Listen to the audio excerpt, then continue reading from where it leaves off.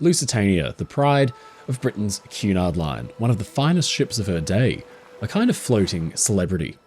The ship's stellar career was cut tragically short in 1915. At the height of the First World War, she was sunk by a submarine attack that left hundreds dead. In some ways, she was forgotten and chalked up as just one more wartime casualty. The story of Titanic's sinking and discovery is, by contrast, well told. Titanic sank on a cold April night in 1912, and years later, Dr. Robert Ballard and his team found her over 12,000 feet below the surface of the ocean. While many are familiar with the story of the sinking of Lusitania, we've covered this on the channel in detail before, the ship has many more stories to tell us. From the priceless artifacts lost in her sinking to the early discovery of the wreck and the attempts at salvaging the great ship. Ladies and gentlemen, I'm your friend Mike Brady from Oceanliner Designs, and these are some lesser-known stories about the wreck of the Lusitania.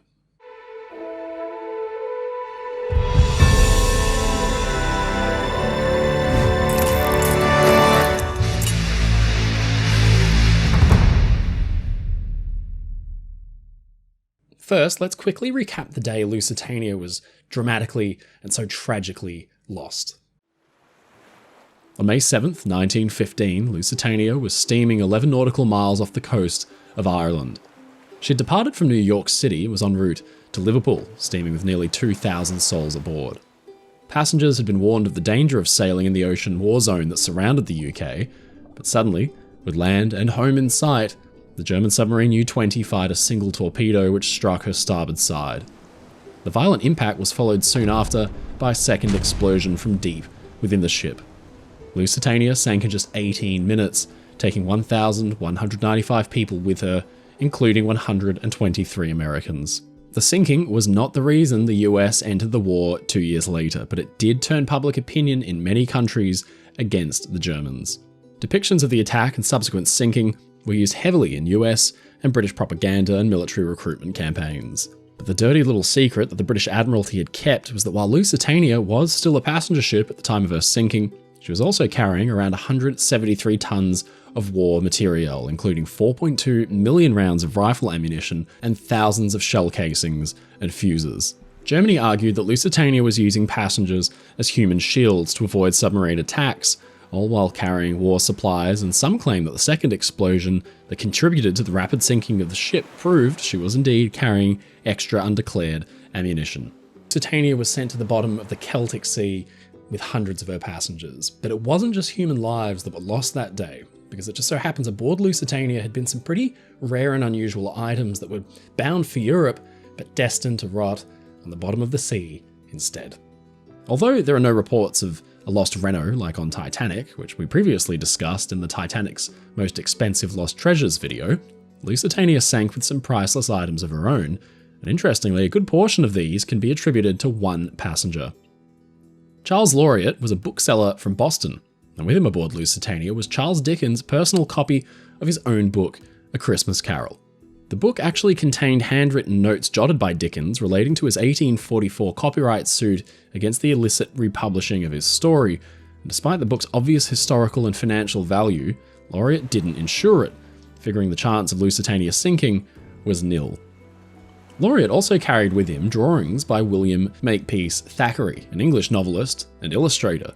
In his time, Thackeray was regarded as the only possible rival to fellow author Dickens. He was known for his satirical works, and his most popular publication was the novel Vanity Fair, which painted a portrait of British society at the time. As an illustrator, Thackeray was a master of caricature and the quick sketch. Laureate was carrying scrapbooks with him on Lusitania, one containing 54 line drawings by Thackeray, and the other with 64 others. When the torpedo struck the ship, Laureate quickly grabbed his leather briefcase, which contained the Dickens book, but left his collection of Thackeray sketches behind in his cabin. He rushed up to the boat deck and saw a lifeboat being loaded with women and children. Laureate jumped in, but as the lifeboat began to be dragged down by the ship, he dove into the sea instead. In the struggle to save his life, Laureate lost the briefcase containing the book, and it was ripped from his hands. He did manage to survive though, narrowly evading entanglement with an antenna and swimming to a collapsible lifeboat. While Laureate lost his treasured items, he did manage to save the photographs of his young child that he had with him, but most importantly, he had his life. In 1922, 7 years after the sinking of Lusitania, Laureate filed a claim against the German government for the loss of the Dickens book and the Thackeray drawings in excess of $51,000, for which he was ultimately awarded just $10,000. While it famously took about 73 years for the wreck of Titanic to be found after multiple different attempts, the wreck of the Lusitania was found relatively quickly. The ship was discovered on October 6, 1935, just 20 years or so after the disaster, thanks to the relative certainty of her last location and the much shallower sea depth. She was discovered by the crew of the salvage steamer Orfeo after 3 months of searching. Using a depth sounder, they found she was nearly 12 miles or 19 kilometres out from the old Kinsale Head in Ireland, lying on her starboard side at about a 30-degree angle in approximately 305 feet or nearly 93 metres of water. Then, 3 weeks after discovering Lusitania's location, diver Jim Jarrett was lowered to the wreck wearing an atmospheric diving suit, or ADS, which maintains pressure internally, providing the diver from dangerous underwater pressures and eliminating the need for decompression. The suit alone weighed over 1,000 pounds. That's about 453 kilograms.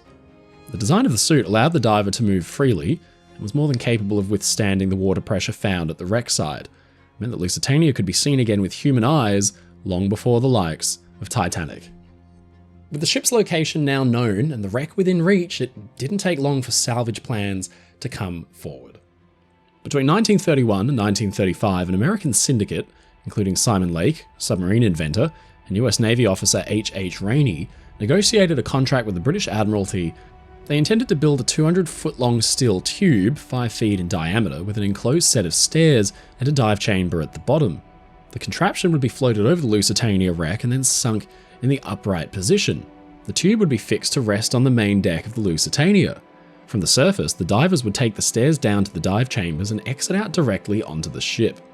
The primary goal of the mission was to salvage the purses, safe, and the other items of historical value, but unfortunately, thanks to Lake's company going through difficult financial issues, the contract with the British authorities expired on December 31st, 1935, before any salvage attempts were ever made. Surprisingly, they did get as far as building and testing the tube. The Second World War halted any further salvage attempts on the Lusitania, and after some lengthy time out of the spotlight, the wreck was rediscovered in the 1960s by US Navy diver John Light. He conducted over 40 dives to the wreck using nothing more than basic scuba equipment and only breathing compressed air. Given the water temperature and low visibility at the wreck site, as well as the water pressure, Light's lucky to have survived his many dives. Witnesses say each time he returned to the surface, he looked as pale as a ghost. I don't blame him. Light attempted to photograph the wreck, but any lighting equipment he managed to bring down with him was crushed under the pressure. Reportedly, he was able to take some pictures using lights lowered from the surface, but dangling ropes and cables presented serious hazards to the divers. The ownership of the wreck was picked up in 1967 by the Liverpool War Risk Insurance Association, who paid off the original owners of the insurance claim. The same year, the organisation held a silent auction to find a new owner. John Light, fresh off his several dives to Lusitania, won the auction with a £1,000 bid. That's just 15,000 of today's pounds. After the purchase, Light was looking for funding to lead a salvage operation.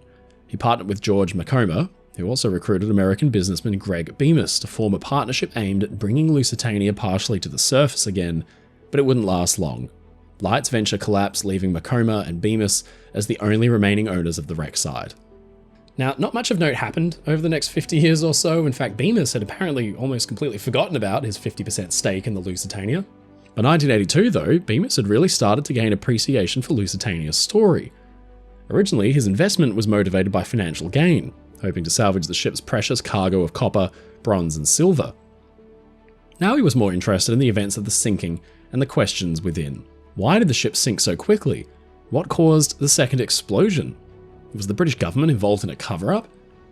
By this time, diving technology had improved dramatically, and Bemis hoped to start a new salvage operation in an attempt to answer these questions. His remaining partner, McComber, was wary of the financial liability, and having experienced his own heavy financial losses, willingly gave Bemis his 50% share in 1982 for just $1. While Bemis may have developed a personal relationship with Lusitania, it didn't mean that her wreck would be left alone. Far from it, in fact. In both the 1982 and 1983 expeditions, teams descended down to Lusitania for extensive salvage. The operations and subsequent auctions of artifacts would be used to fund exploratory dives to the wreck in the future.